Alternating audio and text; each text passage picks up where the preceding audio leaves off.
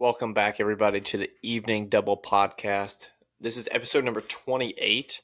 We've got a pretty loaded one tonight. We've got on one of the bigger doping stories that we've seen in American distance running history in a while. Jakob Ingebrigtsen is officially back.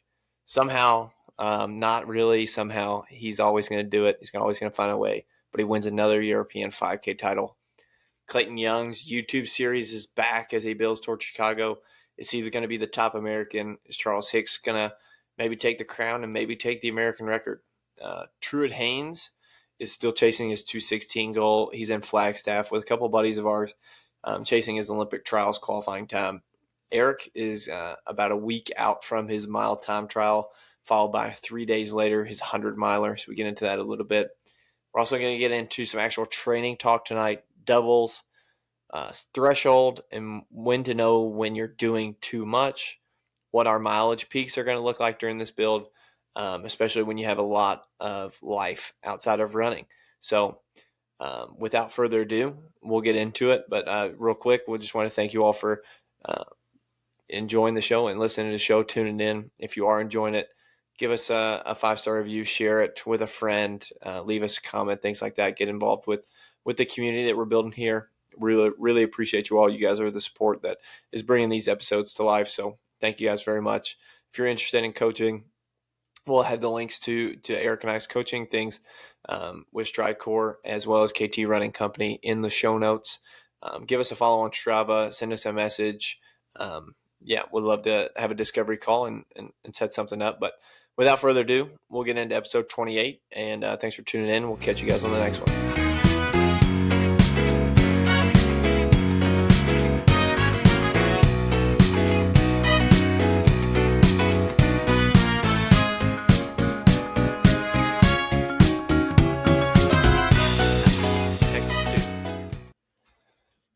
Which one? The big one. Okay, let me come on. Are we live right now? Yeah, we are live. Sweet. Okay. No. Shout out Kroger sparkling water. I buy it in the this big. What is this? 1 liter, 33.8 ounces. It's like $1 each, so like 10 for 10. So Yeah. I'll get some of these. That'll get me through basically a week and a half of some flavored drinks. I don't drink any soda or anything, and so this is my like treat dessert. So that's funny that you got it too. It's the best one too, I think I found out of all the ones. These cans, I got 3 12-packs for $12, so 36 for 12, and I like them a lot. This one's lemon. I do like the lemon lime. I'm also realized that when I logged in here on my phone that my name is Keeton Thornsberry. I saw that. I did see that. What? I think it's because I set up the email, but We're both. so when you log into the account, it's under me. But yeah, welcome back everybody to Evening Double Podcast. This is episode number 28, I believe, right? 28. 28. We got a pretty loaded one tonight. Neither one of us really had a huge plan for this episode, and then some big stuff has come out in the last couple days, even as of today, Monday, August 10th. And then there's just been a couple things over the last few days and things we're looking forward to in the future that we wanted to discuss. So we're going to get kind of right into it. I'm not going to make anybody wait till the end of the show. Let's get right into this. Jonah Koech, U.S. 1,500 meter champ of 2025, popped.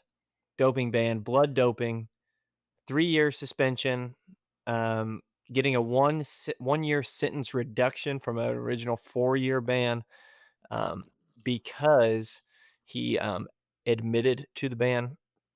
So this is for blood doping after some abnormalities were detected as what they call an athlete biological passport based off of his data baselines for his blood work. So they do an expert evaluation, then that was unanimously determined that his profile was consistent with blood doping. And so they said they collected samples on July 30th and August 8th, 2025. So that means one of them was taken just days before the U.S. 1,500 meter title and another shortly after. Erik, first initial thoughts for you on the sentencing or anything that just came out right to your mind? Well, the first thing that you said is he got 3 years instead of 4 for admitting it. I think that's stupid, if you want my honest opinion. I think that's dumb. I I mean, do. great, he admitted it. He knew what he was doing. You said it before we went live, but I think a lifetime ban is how it should be. But my Yeah. biggest thing with this, and we kind of hinted at it a little bit earlier, um, is people will keep doing this if you don't have to forfeit the money. That's the main thing, forfeit the money, but obviously you got to forfeit the title. I don't, for someone like him, that's life changing money. And if you don't have to forfeit it, why wouldn't you? Yeah, it comes back a year later that you get popped, you get the title taken away. That money's yours. That life-changing money for them is now yours. Same thing what you said with the agent. So that's why you're gonna keep seeing this. They're gonna if they want this to stop happening, especially for like Kenyans and people like that, they're gonna have to take the money back somehow. So that's my biggest take on Yeah. this, honestly. Yeah. I agree. It's not a good look for it's not a good look for the US. We haven't had I would say that's probably the biggest US scandal in a long time, especially on the distance side in the United States, being that he's a Kenyan-born United States citizen via, I believe, the Army WCAP program. So not a good look for the US there. He I feel really bad for Hobbs Kessler. He finished fourth in that trials race, and no one's going to be able to give him retroactively. They might be able to give him retroactively a medal for a third place finish in a legitimate competition, but no one's going to be able to retroactively put him in in the World Championships last year and in the summer. So was stripped of that, and so I think that's where not only is it bad for the sport, but it's bad for the people that are participating in clean sport and um, trying to take advantage of all the opportunities they can. But it's hard when people just outright cheat, and so that's not a good look. Not a good look for that group out there in Colorado. Just there's a lot of like that Army WCAP group out there in Colorado. It's not a great look for them at the moment. Hopefully nobody else is doing that. I'm not gonna throw shade to the group. It seems like via Let's Run, when they reached out to the agents and coaches, nobody had heard from him. He kind of gone dark, and nobody knew where he was. He had left his uh, group with Under Armour. He had left his coach. He had left his agent. So I'll be honest. I really hope that it was just him acting out of his own volition and will to try and do this selfishly and not be part of a collective group of anybody doing this. So that's that's what I got to say on that. But I just wanted to get into a little bit of why it might have seemed a little suspicious these past year results. He's been an 800-meter specialist, and they said all of a sudden that he's going to decide to switch to run maybe the 1500 a couple times because his hamstring was getting a little too tight during 800 work. So he's a 337 guy prior to this. And then all of a sudden, uh, and that was from 2024. And then in 2025, he goes on to win the Rabat Diamond League in 331. So he goes from 337 to 331.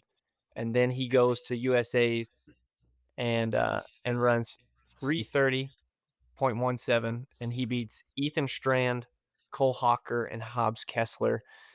Ethan Strand is a 348 miler. Cole Hawker is the Olympic champion at this point, and Hobbs Kessler was a fifth place Olympic finalist from the year before. So that was also a U.S. championship record and his first outdoor title. So that's going to get all wiped out.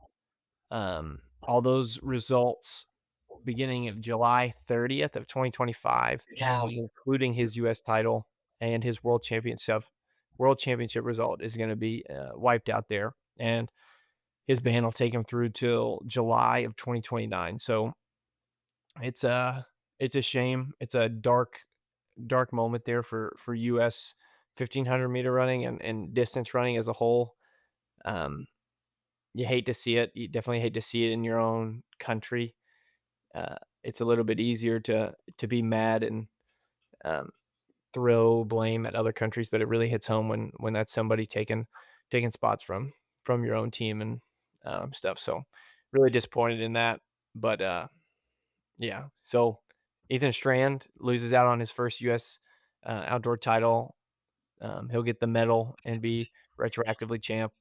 Hobbs loses his chance on the podium and into Worlds. So it's just interesting. So hopefully we can change that a little bit, some of the protocols and stuff to try and catch this earlier or prevent a guy like that from having the confidence to get around these testing things. But maybe because they caught it, it's already changing and it's been changing in the background. But yeah, it's interesting. Yeah, it's something that people it's just gonna continue in my opinion. Uh, it's as I mentioned before, it won't stop until they really just have to find a way to crack down on this beforehand or strip prize money. I don't really know how you can do that, but anyway, we can Yeah. move on to the I was next gonna say next thing. one thing real quick was the timeline on it. I don't like that this was months in the making without being made public. It was a lot of people not knowing where he was and why he wasn't racing on the circuit and everything. And then so it looks like he gets the abnormal blood test July 30th of 2025. Second abnormal sample after the U.S. champs on August 8th. February of 2026. We are now in August. It's basically 7 months ago. That expert panel unanimously reports it as a adverse finding, and he gets a provisional suspension in July, and then basically a month later, it's publicly announced, even though his ban clock started in July. So I really think that they should be more transparent with who is being questioned, who is taking potential or having potential abnormal testing results. I'm sure that there are some things that prevent them from disclosing that information sooner, but really, I think the more things in place to make that public and really hold people accountable, I think the better. Yeah. Um, now that you kind of last one I've got on this topic here is if you are now like hearing this and seeing the news on this, does it make you more skeptical or suspicious of potential performances that are kind of like, whoa, that was kind of a one off for you? No doubt. Yeah, I mean, I don't see how it couldn't. Um, it is what it is. You know, it's unfortunately a major part of this sport right now, and there's a lot of things that need to change. And as you said, I think last episode or a couple episodes ago, you need a governing body. You need a better governing body that can enforce these rules better. yeah, I agree. But enough of this stuff. We won't give him any more attention. He doesn't deserve that part of things for sure. It is enough of that stuff. So on to the highlight of the summer. Jakob Kingebrigtsen is back. What did you make of today's? I haven't watched the full race. I'm sure you probably haven't had the time to do it yet today either. But he wins naturally, 13-15, Oof, out so kicking fast. everybody in the last 100. What's that average pace? What's the average pace for 13-15 about? Uh, shoot, it's Like got to be probably 410? close to 416, 414, maybe a little bit faster. God, that's so fast. Yeah, it's yeah, that's pretty quick and that's pretty slow for their caliber of racing. They're all 1240 and 1250 guys, so Yeah. tactical with a quick close and you end up with 13-15s. It's pretty crazy. That used to be a pretty competitive time Beef. in time trials recently, or until recently. So very very impressive stuff, I think. He had Achilles surgery in, I think, February or January. Um, so it's been 11 months since he raced. I thought he was coming back a little too early, but you know, it is what it is. When he's ready, he's ready. But I also think sometimes he likes to race and kind of see where his fitness is at. He doesn't like to just only come out when he's on fire, which I respect a lot about him. Um, so I mean, it looks like he tries, running it out from a mile and gets passed around and ultimately leads a late kick after being boxed in the last 100 and closes in 54 seconds and wins the race. I still think he hasn't had the time yet of like a world record, but I still think, and I think he will have that next year if he's healthy. I think he's the best 5,000-meter runner in world history. I just there's nobody that's better at the 5K than him. Like he just makes everybody in the best runners in the world look stupid and over 5K, and he trains as a 1,500-meter runner. So it's ridiculous. Yeah, I mean, to come back after that for the first race and do what he did, it's impressive stuff. I Yeah. mean, So let's see what he can do. yeah, I think that's his third straight European 5K champs title. He's also like he's like 3 world championships and an Olympic championship in a row in the 5K, but everybody thinks of him as a 1,500 guy. So what I'm now excited for is the fact that he is in a 1,500 against Cole Hawker and um oh shoot, who is it? It's Cole's in it. Oh, it's the guy that just I'm blanking on the guy that just won the world championship last year. Isaac Nader, sorry, from Portugal. He is in that one as well. So gonna be a fast race coming up here in the Diamond League circuit. But enough about Jakob. I wanted to ask you a little bit about someone I would say is one of the better YouTubers when you compare or add up like how fast you are and what quality of YouTube content you put out. One of the best in the game is Clayton Young. Um, have you been watching any of his YouTube series on any of his builds? No, I'm not a big uh yeah, I'm not a big YouTube watcher, but I remember I watched one or two maybe like a year or two ago. Um when he was doing it with like Connor, and I can't remember exactly what it was. So I have watched it before, but I have not watched any Yeah, recent. must have been for like the Paris build, maybe. Yeah, that's what it probably was. Yeah. Yeah. For the Olympics. Um, I think that I really like the rise in run YouTube. Maybe it's because I do a lot of morning runs or some like treadmill threshold, and I just have something to turn on. But I got a little TV that I put right in front of my treadmill, and it definitely helps me get through some of those, especially some of those easy runs that kind of drag on, especially early in the morning. Just having something to take the mind off of the miles, pass the time. But have really enjoyed his documentation of his marathon builds and of his struggles with injury and just like perseverance through all that stuff and really being um, I'd say he's got the more like I don't even know how to say it exactly, but more deep, meaningful type of content. You go there if you want to try and I guess just try and feel something. That's the best way I can really put it. It just kind of makes you get a little bit in your feels and gets romantic about the sport. So it kind of motivates you there, and he does pretty well with that.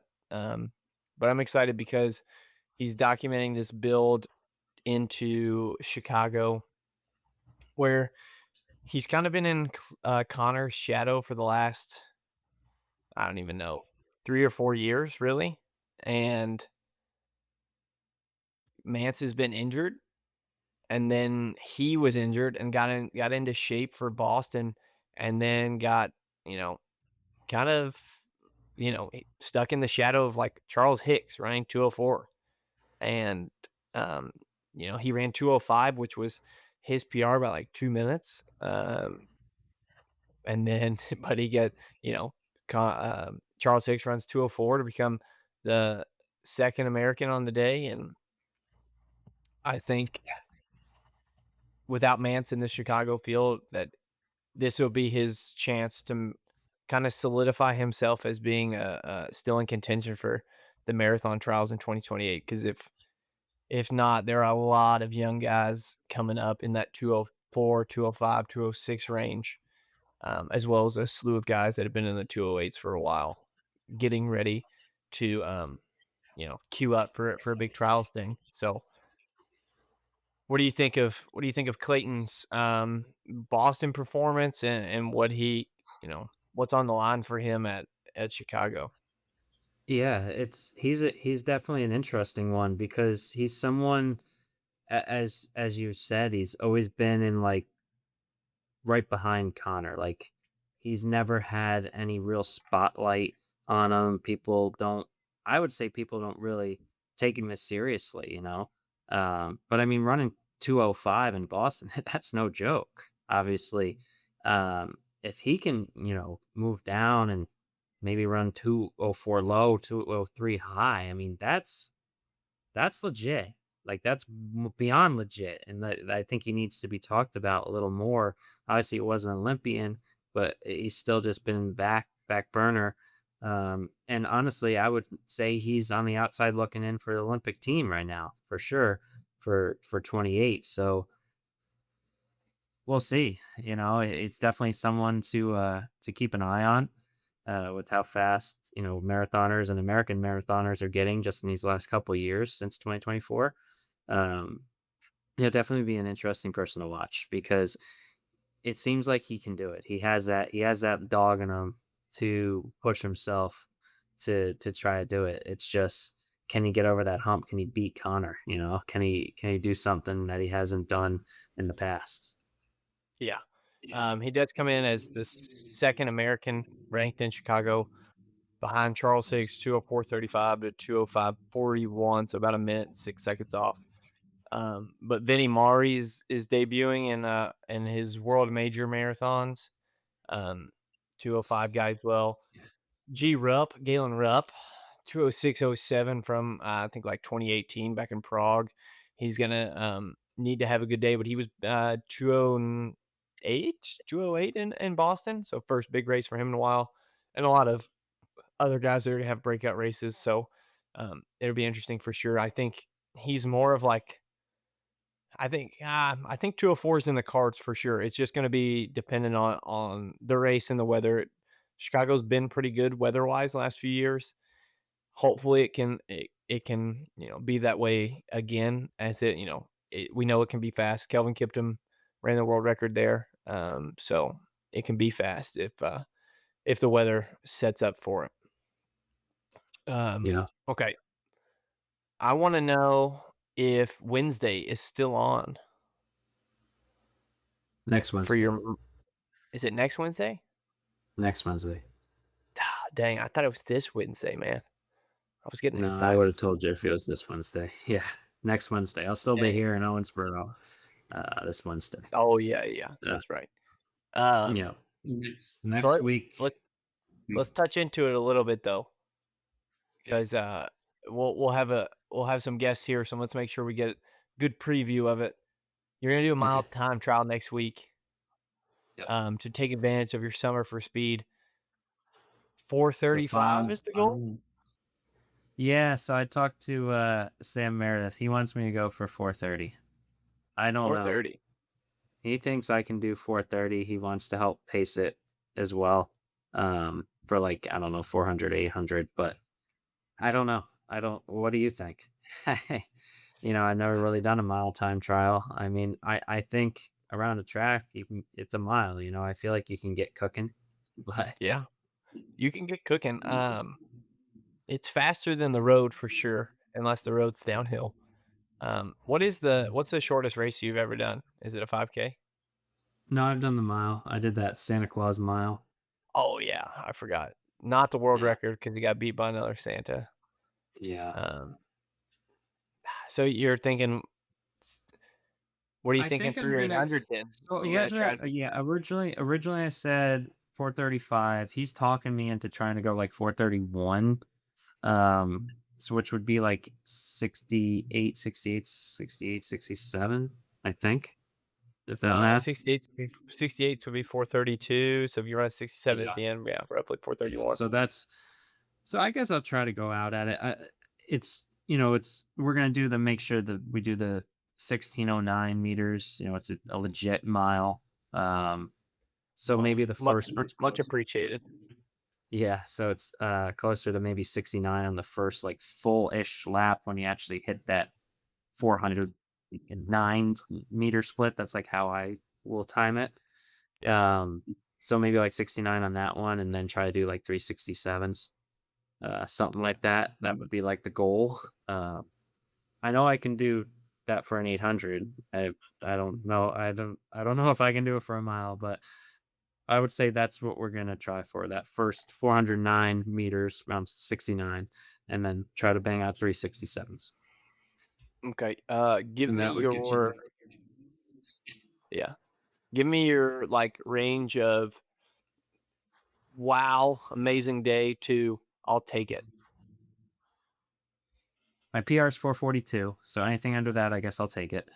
Um, Amazing day would be 430. I mean, I can't imagine I have faster than 430. I think that's the high goal for sure. Oh yeah. I think I think it you're very, very happy with 435. I'd be thrilled with 430. I'd be content. I'll be happy with anything under 440. I'd be content with like a 440 or 441, like fairly content. yeah, It's at least I cut a couple seconds off, but I think I have mid 430s in me.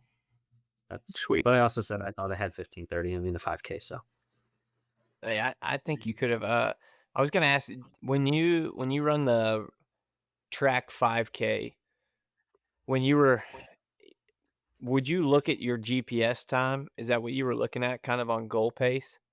no, Um, I was just going straight off regular time time. for My laps? GPS was all screwed up. I ran Good, a threat okay. going 2-2. Yeah, Yeah, I people think it had me at like 453 pace or something. yeah, like some people get they don't quite understand that when you run in the same circle over a track, like depending on your GPS ping, it's not always the most accurate. That's why it's measured 100, 200, 300, 400. Um, so that when you are doing it, you can just look at the time on that. So I Yeah, know some people will be like, "Well, I ran 4:35 pace, um, and I did a mile," and they'll stop, but they only ran like maybe 1,530 meters, something. yeah, Um, in the back at like some random, maybe even lane 4, and then just run until the watch beeps, which is not always accurate. So we'll make sure we get 1609 splits. Um, yeah, I'm excited. yeah. I'm gonna come out for it. We can do it early Yeah, in the morning. yeah, it'll be like a 5:30 thing at the Yeah, St. Francis track. Yeah. It's so what I did in that 5K is the first mile. So we started like, at the basically 200 split. So the first like mile, so every 400 I was diamond it there. And after I got past the mile, I went 200, hit the lap. So I got it locked in on like where I'd be finishing. yeah, So then I started using that 400 for splits. And honestly, I was starting to hurt so much I wasn't even looking at my watch. I was just trying to get through it. yeah. That's fair. I was pacing that race, and I remember doing. I always turn auto lap off. I really only turn auto lap on if I'm doing a long run workout where I want to see the mile splits. Usually, some sort of progressive type of run. The last few of mine have been that way, so I like to see each mile and see my progression there and make sure everything's a negative split. But on like pacing that, I don't have lap on, so I let the first K just be one like kind of lap so I could see the actual time I hit for the K. I can do that real quick. I was trying to hit 3 minutes. I just make sure wherever I'm at is roughly in that 3 minutes.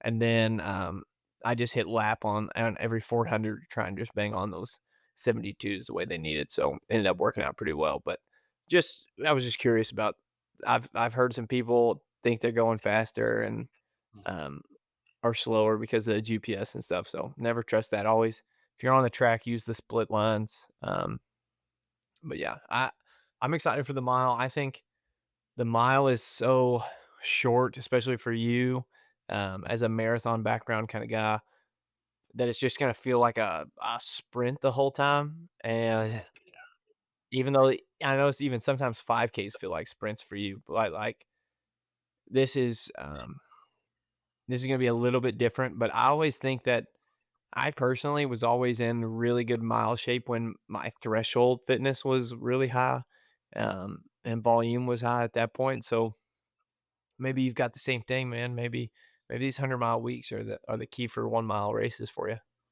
It might be. You never know. I mean, the main thing is I want to try to PR in the mile and then do the 100 later that week. So I know it'll be a fun week. that'd be good, man. I that would be just such a funny um, combo for the week. So that'd be Wednesday to what, Saturday? Yeah. Yeah. Are you taking off work on Monday after that? Oh yeah. Friday and Monday. Yeah, that's a good way to Yeah. use I'm PTO. not flying back until like leaving at like 4 p.m. on Monday. Yeah, that's a good use of PTO right there. You're gonna be dead. But Yeah. um, speaking of 100 milers, a guy that's done a couple 100 milers, mainly in denim, um, Hmm. Truett Haynes. He's in Flagstaff right now. He's putting out some good content on YouTube too with our friends Rory and Jacob I'm back, on guys. on the Out Back guys. Rory coaches him now. He's a 229 guy. He's run 225 in what they consider a downhill marathon. Hmm. Um, so it really is like true, I guess, PR eligible course is 229. His big goal is the Olympic trials, 216. He's probably one of the most interesting people in the running content media side of things.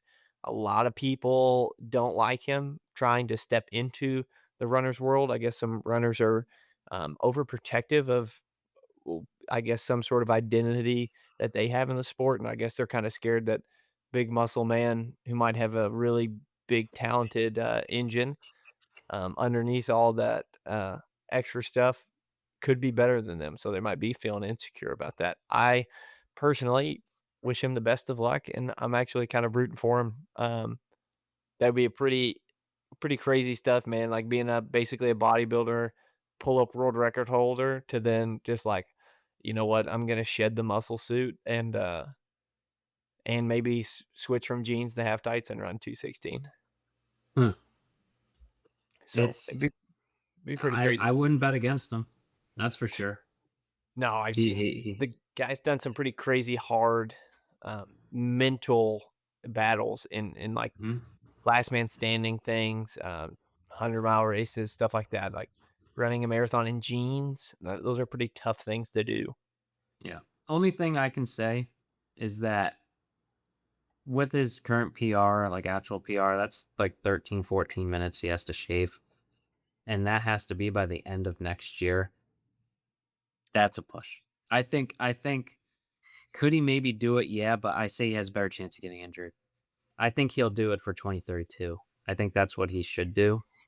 Yeah. That's just my 2 cents. I think he will get there. I just don't think he should be going for it in 2028. It's too much time too quickly where you're going to have to really push yourself. And I say it's better chance of injury. I know it helps that he has a lot of muscle to help prevent that injury and has a lot of time to, work out the things that he needs to do to help prevent it. But the amount he would have to push, the amount of time he would have to drop, there's a big difference from dropping from 245 to 232, 229 to 216 is a whole lot different than dropping those other minutes. So that's just my 2 cents.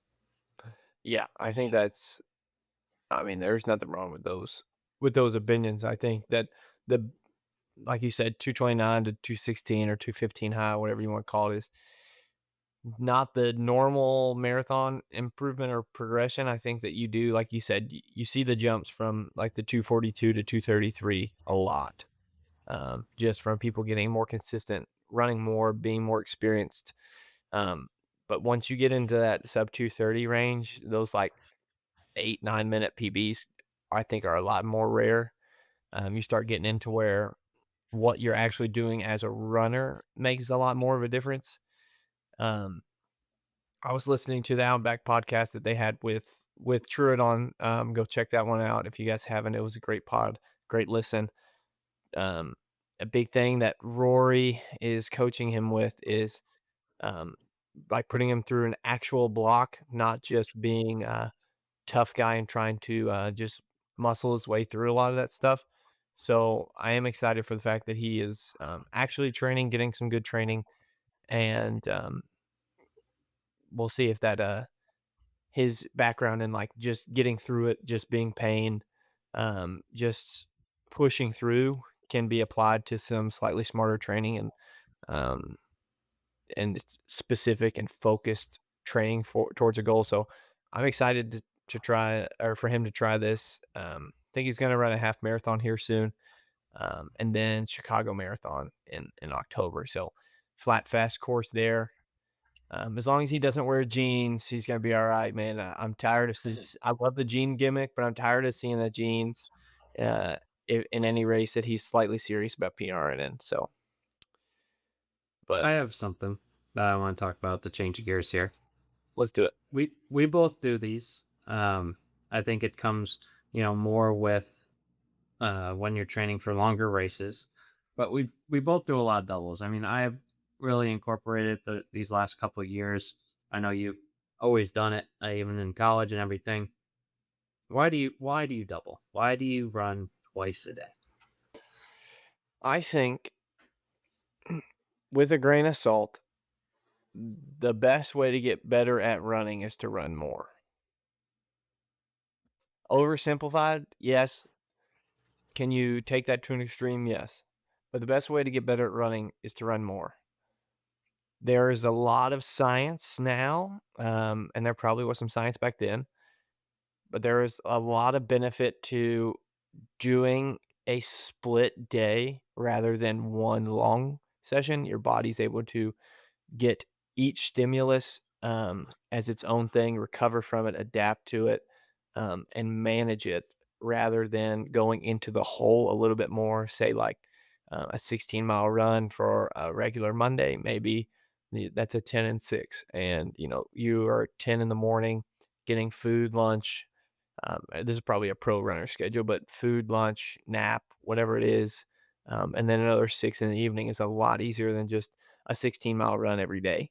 I was going to bring that up I was going to ask a little bit about how you break up the week. But for me, I also think doubles allow you to just get more reps in.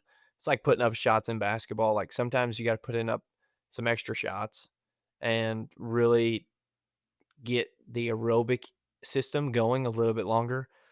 That could be on the bike, it could be in the pool, it could be on the elliptical as well. Um, but I also think for the most part, unless you're injury prone, the more you can run is better. I think easy doubles are the way to start it. And I personally, I'll double every now and then on a workout day. I do double threshold quite a bit. However, I've steered away a little bit from actual just true double on a workout day, just mileage. I'd rather run a double easy day, and instead of getting an 8-mile easy run in, I'd much rather go and get an 8 and a 4 or 8 and a 5 and get 13 miles in on my easy day. And then kind of maybe do a little bit more in that single session workout thing. But for the most part, I just double to hit higher mileage, but fit recovery in between, if that makes sense. Yeah. Are you getting ready for your next training block, chasing a PR, training for your first marathon? Or maybe you're just tired of getting generic training plans and AI coaches that are giving you impossible splits? That's where we come in. If you're looking for coaching that's actually built around you, your schedule, your goals, and your life, we'd love to help.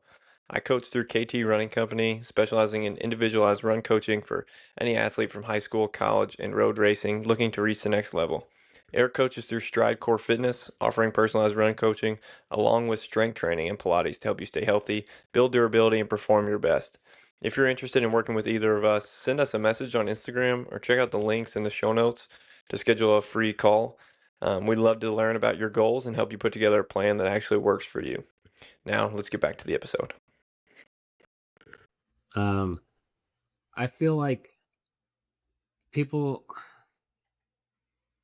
I mean, I could be a culprit of this too. I feel like people throw in doubles just to hit mileage, just to People say do they do that. did 100 miles or, huh? Yeah.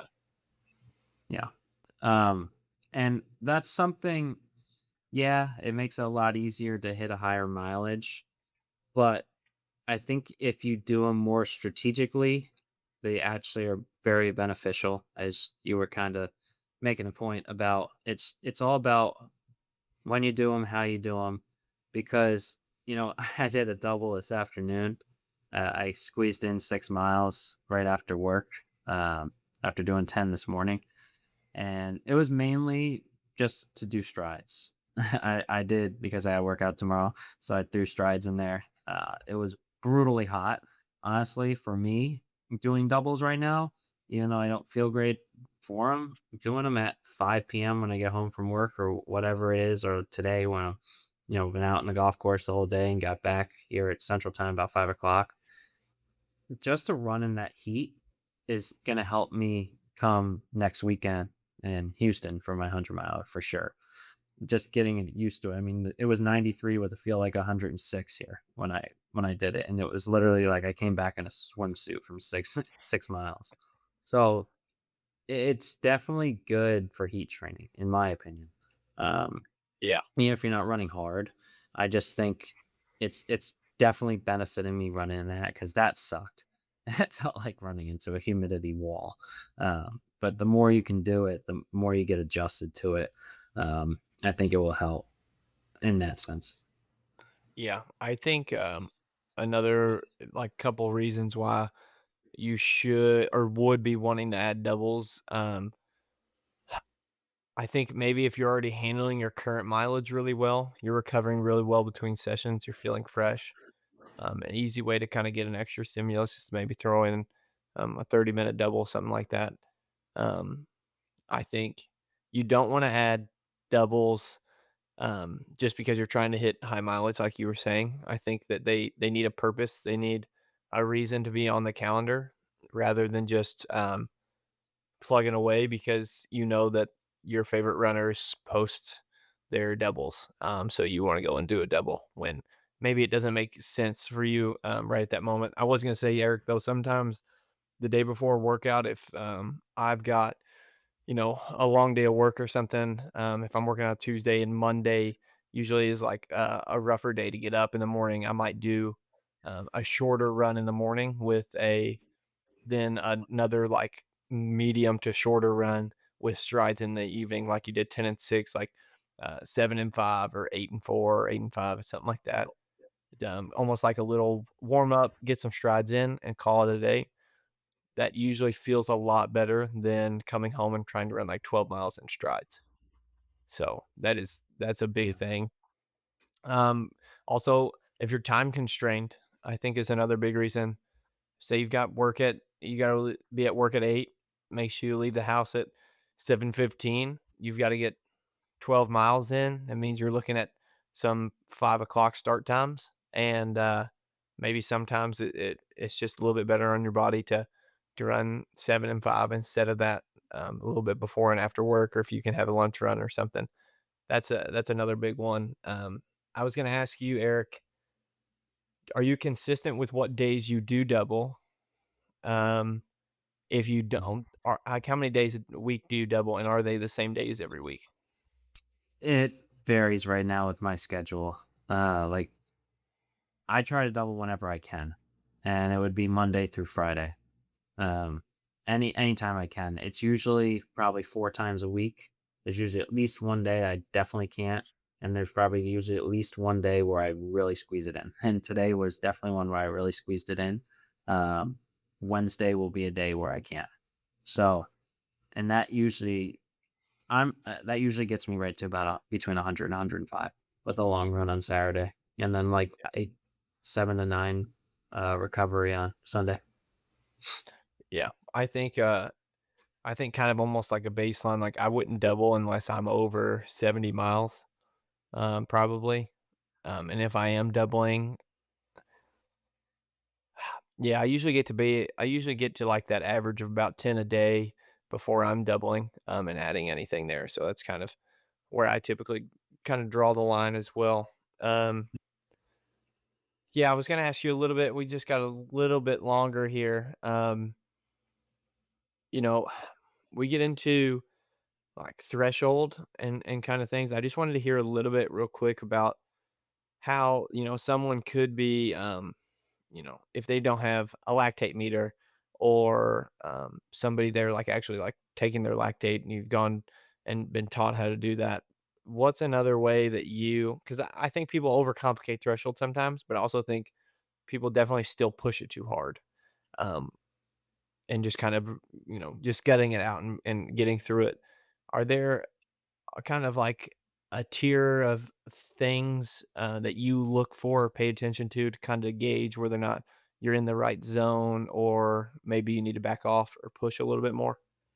It's all feel, in my opinion. One, I will not buy a heart rate monitor until I break 230. That's my unwritten rule. I said I do not need a heart rate monitor unless I'm under 230. Um, I've only done lactate once. I really don't understand it. I know how it's good for like pros and everything, but same thing for myself. I don't need it. It's all feel, in my opinion. So I can feel out right now that like I have two, LT1, LT2. I kind of understand how it feels. So I know LT1 right now, it feels like 540. That's basically like my marathon pace. That's kind of my LT1. I think that I'm locked in on it. I think I've dropped my LT2 down to 520 to 525 from 530 a few months ago because I can just tell I can run at that pace, for these 3x2 miles or whatever it may be. It feels right. That's how I look at it. There's a lot of different ways to do it. Obviously, you can be the person who gets tactical with the heart rate, tactical with um, I mean, and I think heart rate. Obviously, you look at it, but you can. I think that's a feel thing too. Like you can tell when your heart rate is through the roof, like way too high, like you're breathing too heavy, or if it's oh, this is pretty easy. I think I can go a little harder. But and you got to remember as well, it's August. No matter where you are, it's August. I think you running at, let's say, 6:30 pace right now may actually be like a 6:15, but that actually might be your legit pace if it comes to a more prime 40, 50 degree day. When it's 70 degrees in the morning and 100% humidity, just naturally you're not going to be able to run as far for as long, Yeah. as hard for that long, if that makes sense. No, that makes perfect sense. I think, like you were saying, that LT1 versus LT2, LT1 kind of things I would notice is it's like the edge of comfortable, like you could still talk during a rep, but if you are a jibber jabber or you start singing, you probably will lose your breath. But um, it's like work but not strain kind of thing. You should like see your pace be pretty stable. You could almost kind of like try and turn your brain into cruise control. If you do have heart rate, you should see your heart rate rise to a level and then kind of stagnate. And if it does start increasing over the reps, it's just going to be a little bit each one. And that's kind of how you'll be able to kind of tell where that line is of threshold area. And like, I would always suggest that your threshold or LT1 workout should end with the feeling that you could add one more rep. Yeah. I think that that's a big way to do it. Always save a little bit in that LT1 session, especially if you're going to do an LT2 session later. You can pick it up just a touch. Um, but yeah, I think it's always better. And I was always told this young, and I'm sure everybody's coach used to tell them this, but it's so much better to be 1% undercooked or 1% undertrained than 1% overcooked and overtrained. One leads to good races, good efforts, almost right there at like the best you could be doing, and the other one could be burnout, mental fatigue, injury, um, and ultimately kind of ruining your block. So that's a big thing there. So I think when I'm gonna back off is if the heart rate's like really high. Um, is probably the main thing. I don't do lactate testing very often. Maybe once a month. I might start trying to do it just a touch more as I'm trying to really dial in LT1 and 2 for this half marathon build. I haven't really done it a whole lot, so I kind of want to get into it. I'm a little nerdy on LT1, LT2, seeing my zones, kind of wanting to see where I can get it down to. That'd be kind of a good indicator for where I'm headed. But other than that, that's not really it's the only things I really try to do is finish like I could do one more rep. And if my legs are just cooked, maybe I'll stop or back it off a touch. But for the most part, it's a lot more on effort and heart rate for me. Um, You know, Switching gears a little bit, we've been on top of doubles and threshold kind of stuff. You are about 100 miles or a little over each week right now. What's going to be your peak mileage for this marathon build um, leading in to like the rest of your fall? Like, what would you kind of say is going to be your peak week? And how long are you going to sustain that peak? yeah. So after the 100 miler next Saturday, I'm gonna take one full, basically, I wouldn't say off, but we'll see how I feel. There won't be any workout, that's for sure. I'm sure I'll probably try to get some miles in, but it's gonna be a full week recovery, that's for sure. And then I'll get into it right around September 1st, about 12, 13 week build, and it will. I think that it's just going to look like a lot of what I'm doing right now, just more marathon specific. So I'll move to right now, I'm doing Tuesday, Friday workouts, Tuesday's threshold stuff, Friday's speed, and then pretty much just the easy run on Saturday, maybe a little steady work. I did 11 steady miles on this past Saturday, and that was brutal, especially with it being like 75 degrees. I was like hands on like laying on my car, like seeing blurry eyed by the time I was done. It was not a great idea. Uh, but I'll move to Wednesday workout, Saturday long run workout because I'm nowhere close to marathon shape right now. I think I'm in great shape, but I'm nowhere close to being in marathon shape. I don't think I could break 240 right now if I tried. Um, because I'm just in a different one. But the main thing is just changing the long run workouts. Just start doing workouts, getting 20-mile plus weeks. I'm sure my peak will be. I like to do a 28 miler. That's one of my favorite workouts to do. Nothing crazy to it, just like a slow progression. Maybe finish like in the low sixes, but just time on feet for like 3 hours. Um, I think that was really beneficial last time I did that for Indy last year. But probably maybe 110 would be absolute peak. So not too much higher than what I'm going right now. I plan on being right between 100 and 110 because when I went to 125, it broke me.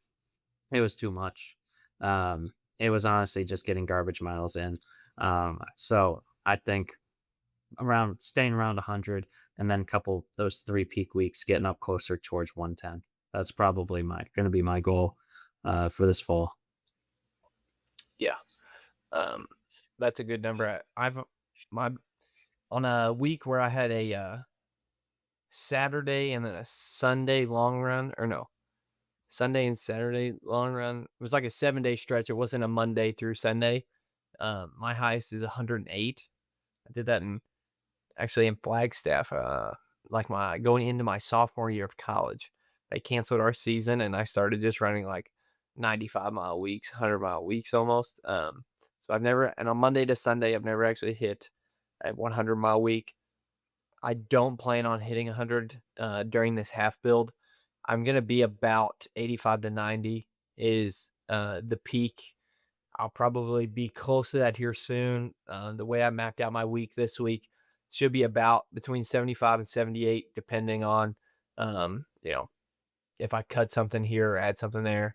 Should be about right around that 77 is what I mapped it out to be. Was like 62 with 6 days. Then this past week was 65 with one just short, easy, like 30-minute day.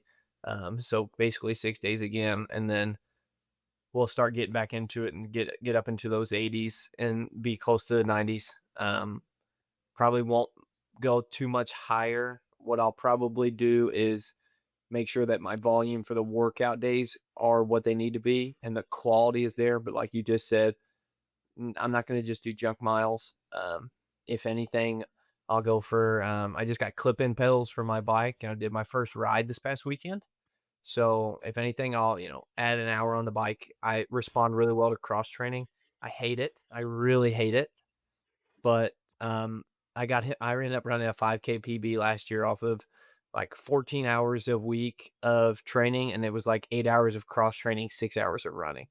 And I hated my life. I was up like doing 6 a.m. cross training before practices, or I would do like 90-minute long run on a Sunday, and I'd come back in the afternoon or evening and do 90 minutes on the elliptical or something. So I respond really well to it.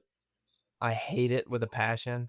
But maybe with my clip-in pedals and getting outside and seeing the sunlight rather than it just be a bike or something, I might try and incorporate that a little bit more to supplement some extra cardio and stuff without hitting the legs on some extra pounding. But I think that's a great idea. yeah, that's probably what it's going to It's be for me. I think it's the easy way to do it. Everyone should listen to that. Like, actually, like I haven't done it. I told myself when I hurt myself, I was like, this elliptical is fine. Like, you can do this as a double. Like, you don't have to say, oh, I did 110 miles. You can do 90 miles and do 3 hours on the elliptical. I tell myself that, but I still won't do it. It's the hardest thing to get into. I was pretty much forced into it with weight bearing restrictions on my hip when I fractured it, and it put me back into the like, this is the only thing I have to do. So I'm gonna try and do my best at it. I hated it, to be honest with you. I really got into like my heart rate monitor and trying to find lactate zone, or not lactate zones, but trying to find threshold zones and that like zone 2, zone 3 work, and really getting into like how much better can I get at this. The elliptical for me always seemed to be the most transferable to running fitness. The bike is a tough thing on its own. I was never a really good cyclist, and just once my quads go, I'm pretty much cooked. So either one of those are really good at like building fatigue resistance. There's less pounding. You can still get heart rate up. Like on this past Sunday, I did 95-minute ride. We read like 26 miles, and then in the evening, I did another hour run. And so in that day, I'm sitting on about that 2.5 hours of heart rate of 130 or something. So that's and that was my easy day, and the day before with 90-minute long run, 14 or 15 miles. So it's definitely a way to do it. I'm gonna try and suck it up and do more of it, because I do think I respond really well to it. I hate to admit it because I really don't want to do it, but I also don't want to leave anything on the table, and I want to hit my goals. So I'm gonna have to suck this one up and try to do it some. Yeah. Well, I guess last thing we can run through here is some questions. Basically, it's just an agree or disagree. No explanation. I'm just going to ask the question, and you're just going to say if you agree or disagree. And we're just going to roll right through. Ready? Got it. All right. Most recreational runners would improve more by running less and sleeping more. Disagree. Double threshold is overrated unless you're already running high mileage. Agree. Most runners run their easy days too hard. Definitely agree on that one. Strongly agree. Strongly. Most runners also run their threshold days too hard. Strongly agree. Okay. A 75-mile week with great workouts is better than a 90-mile week with mediocre workouts. A plus, agree on that one. That one's well said. If you're working 40 hours a week, you shouldn't copy a professional runner's training. That seems smart. Different lifestyles there. Long runs are overrated for 5K or mile runners. If I can't get any explanation, I'm going to say agree. But if I can't explain, I have a You can reason. get too fit too early. Oh, yeah, for sure. Strava has made runners worse at listening to their bodies. Oh, yes. Got to get that Strava graph looking fire, dude. If you can't take a week off without panicking about losing fitness, you're too dependent on training. Yes. Agree. Okay. Then a lot of agrees. Adding a second run is better than making every long run longer. Disagree. Okay. To an extent.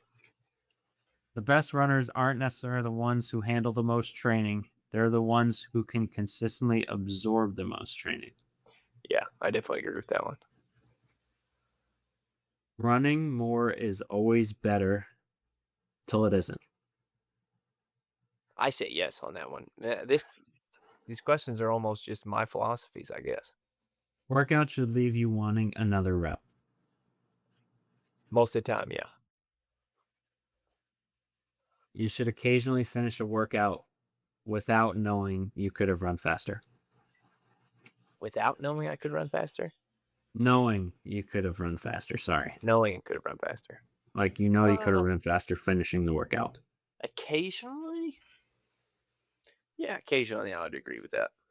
Okay, so you agreed most of them. Maybe a couple disagrees. Was there any topics or anything that you said that you wanted to say anything about?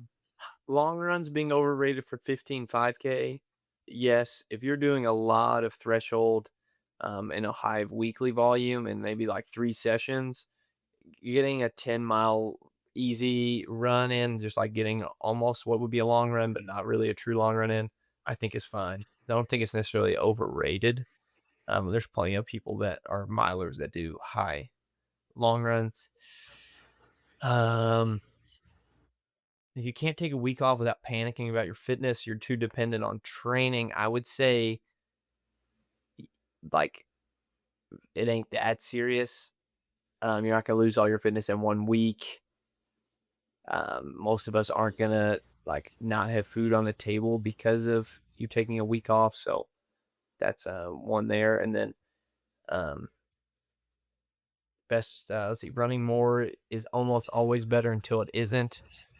Best way to get better at running is to run more until you can't or until you break. So ride that line. That's true. Don't do too much. Yeah, it's true. That's why you might sometimes need a coach or some extra eyes or some guidance on your plans. Good plug. Good plug. All right, last question. Does the American marathon record fall this fall? Yes. Where? I think Chicago. Charles Hicks. He's Charles Hicks. That's your prediction. What's the time? I think Chicks Hicks is gonna get it. I think he's gonna squeak under it. What is the I'm forgetting the seconds. It's 2:04 what?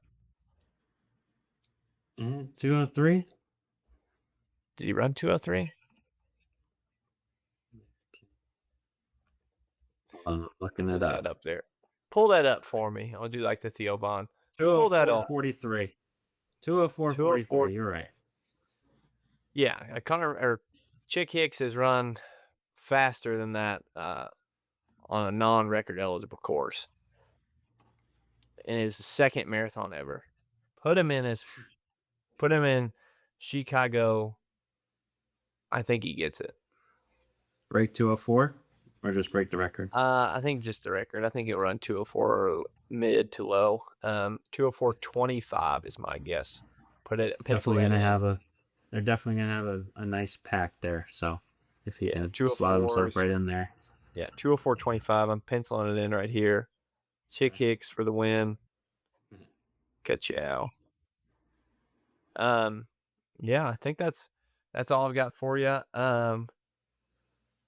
We'll catch you guys next time on next episode. We've got some guests here in line. Stay tuned. We're excited for a couple of these that are coming next week. But yeah, so that's all I've got for you at the moment. Eric, you got anything? Any closing thoughts? That's it. Appreciate you guys tuning in. We'll see you on the next one. Peace.